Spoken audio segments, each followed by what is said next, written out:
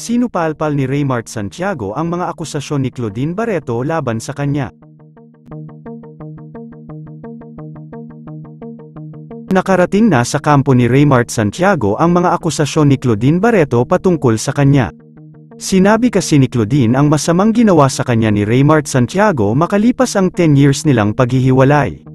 Ninakaw raw ni Raymart ang 126 million pesos sa bank account ng actress at ang itinira na lang nito sa kanyang bangko ay 25,000 pesos. Kaya't hinahabol ni Claudine ang pera niya kay Raymart Santiago.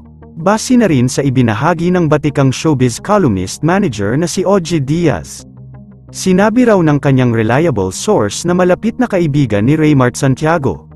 Wala raw katotohanan ang mga akusasyon ni Claudine patungkol sa ugali at ninakaw ni Raymart sa kanya.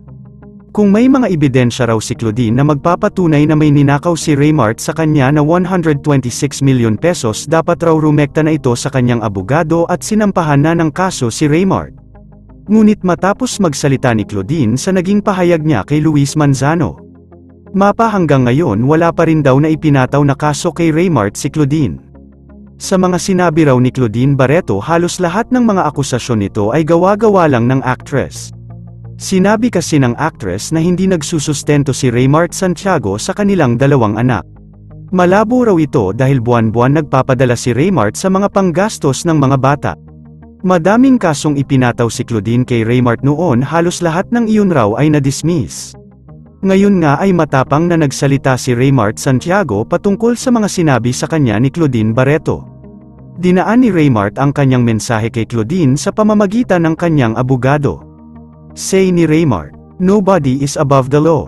Let this be a stern warning that Ms. Barreto act of making false, malicious and defamatory statements about our client are flagrant violations of the gag order issued by the court where the nullity proceedings are pending." Problema ito kay Claudine kung ang lahat ng kanyang sinabi ay walang katotohanan.